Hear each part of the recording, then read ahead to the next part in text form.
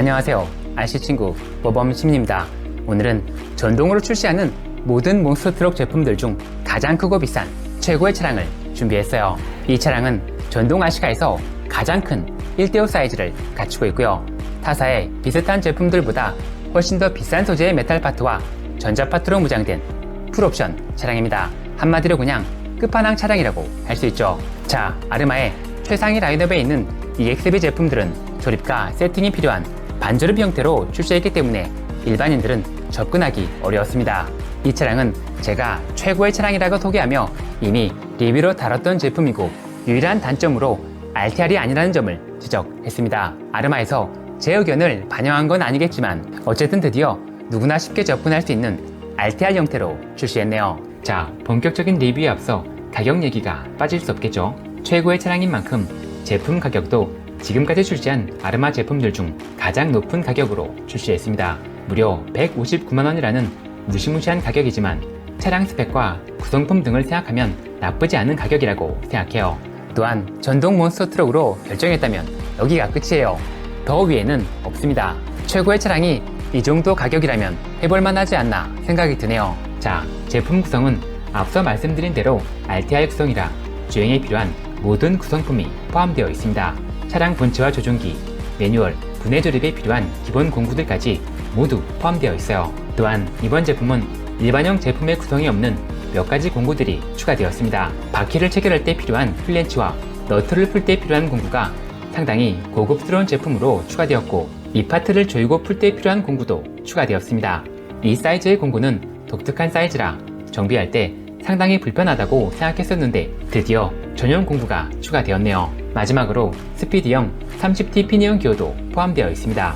자, 저는 크라톤을 구매했지만 같은 라인업에 있는 아웃캐스트도 동일한 가격, 동일한 구성품으로 출시했습니다. 이 차량들은 거의 동일한 제품이라 크라톤만 진행하려고 했었는데 몬트베온 김창환 86님이 아웃캐스트 새 제품을 대여해 주셔서 이렇게 두 대 모두 진행하게 되었네요. 좋은 기회를 주신 김창환님께 다시 한번 감사드립니다. 이제 두 제품의 디자인을 살펴볼게요. 차량의 기본 바디 디자인은 구형 제품들과 완벽하게 동일해요. 하지만 데칼이 변경되었기 때문에 차량의 분위기는 많이 달라졌습니다. 기존 EXB는 차분하고 고급스러운 느낌이었는데 EXB RTR 버전은 조금 더 강렬한 느낌이라고 할 수 있겠네요. 다만 화려해진 데칼 때문에 두 차량의 디자인이 조금 더 비슷하게 느껴졌고요. 이번에는 크라톤에도 윌리바가 제공되기 때문에 두 차량의 차이가 조금 더 줄었다고 할 수 있죠. 이제 바디를 열고 차량 내부를 살펴보겠습니다. 리뷰할 때마다 매번 말씀드리지만 두 차량은 다른 차량이라고 하기 어렵습니다.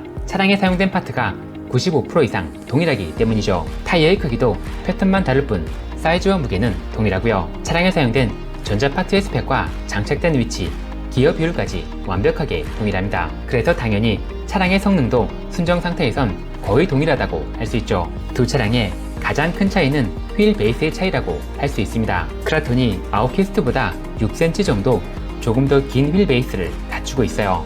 이 6cm의 차이는 순정 상태에선 그리 크지 않지만 튜닝을 통해 출력을 높일수록 많은 차이가 발생합니다. 자, 오늘 다루는 차량들은 제가 예전에 리뷰했던 EXB 모델에서 전자 파트와 조종기만 추가된 모델입니다. 아르마 홈페이지와 제품 박스에 U라고 표기된 부분들은 일반 RTR 모델과 비교했을 때 추가되거나 업그레이드된 부분이지 기존 EXB에서 업그레이드된 제품은 아니에요. 물론 기존 EXB는 전자 파트 없이 출시했기 때문에 전자 파트에 관해서는 U라고 표기할 수 있지만 다른 파트들은 U라고 표기하면 안 될 것 같습니다. 자, 구형 RTR 모델에서 달라진 점은 저의 예전 리뷰들을 참고하시면 되고요. 이번 영상은 새롭게 추가된 전자 파트만 설명하고 넘어가겠습니다. 먼저 메인 모터는 구형 RTR 모델에서 매우 큰 폭으로 업그레이드 되었어요. 이 모터는 구형에 탑재되어 있는 모델보다 사이즈도 크고 힘도 좋은 5687 사이즈의 1100 kV 모터가 장착되어 있습니다. 이 모터는 20만원이 넘는 고가의 제품으로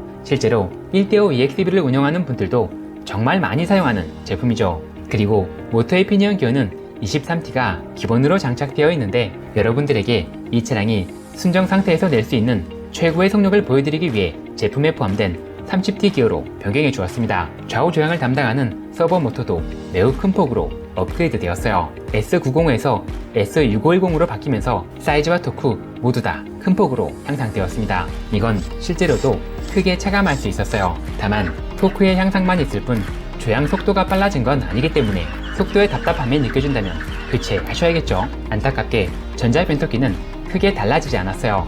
버전 2라고 표기해서 출시하긴 했지만 스펙이 올라간 건 아니기 때문에 성능의 향상을 크게 기대하긴 어렵습니다. 가격을 조금 더 올리더라도 맥스5 정도였으면 더 좋았을 것 같네요. 이 변속기로는 이 차량의 최대 성능을 끌어낼 수 없습니다. 마지막으로 차량의 조정기도 아주 약간의 디자인 변화만 있을 뿐 기존 RTR 제품에서 업그레이드 되었다고 보기는 어려워요. 자, 그 외 나머지 부분들은 기존 1대5 EXB와 완벽하게 동일하니 차량 리뷰는 여기까지 하고 새롭게 추가된 전자 파트의 성능을 확인할 수 있는 주행 파트로 넘어가 보겠습니다. 먼저 가장 기대가 되는 최대 속력부터 확인해 볼게요.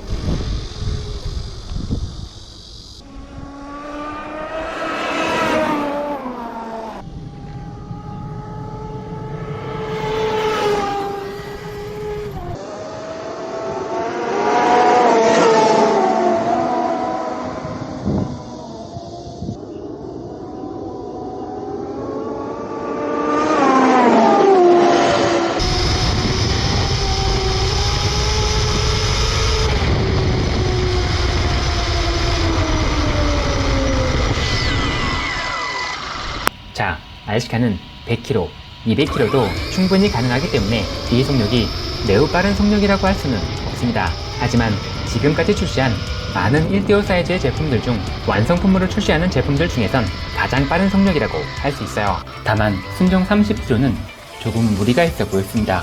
도넛 현상 때문에 최대 출력에 도달하기 전에 밸런스가 무너지더라고요.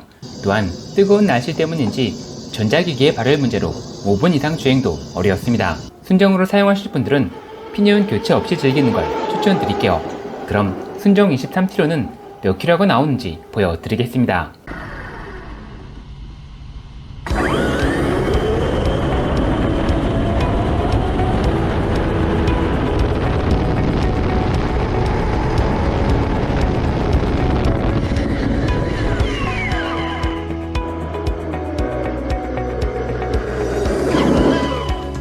자, 이렇게 크고 빠른 제품들은 리뷰할 때마다 매번 말씀드리지만 사람들이 많이 다니는 장소는 피해야 합니다. 조작 실수로 차량이 파손되는 건 수리하면 그만이지만 사람과 부딪히면 정말 끔찍한 사고가 발생할 수도 있어요. 이제 윌리바를 활용한 가벼운 스턴트를 보여드릴게요.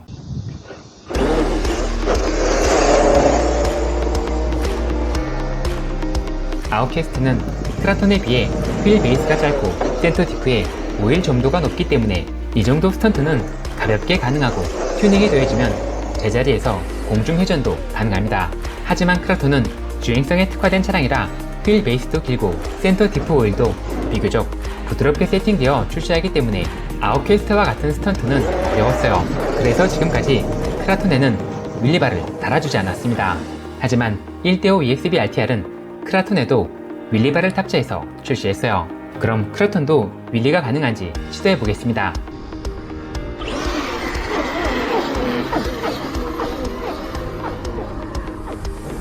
자, 여러분, 이제 1대5 크라톤도 아무런 튜닝 없이 윌리가 가능해졌습니다. 이제 정말 순정 상태에선 아웃캐스트와의 차이가 거의 없다고 할 수 있겠네요. 자, 두 차량은 온로드에서도 재미있게 즐길 수 있는 차량이지만 오프로드에서 더 큰 즐거움을 느낄 수 있는 차량입니다. 그럼 이제 오프로드 주행과 몬스터 트럭으로 할 수 있는 최고의 컨텐츠 점프를 보여드릴게요.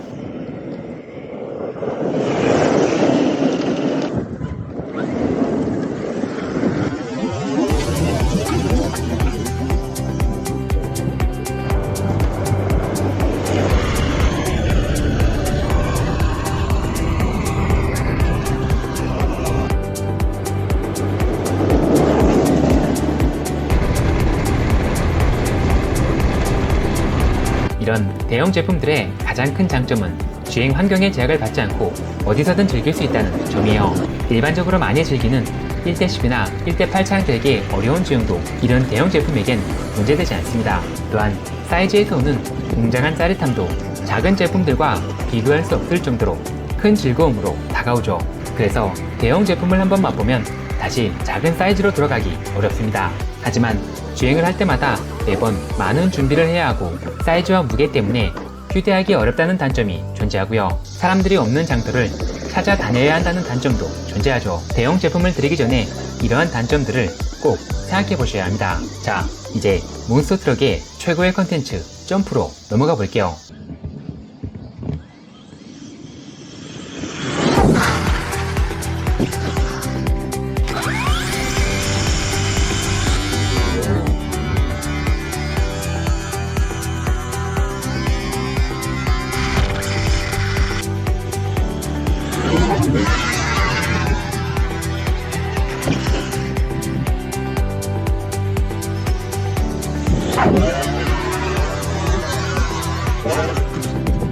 이런 초대형 제품들은 무게 때문에 1대10, 1대8 제품들처럼 멀리 날아가지는 않아요.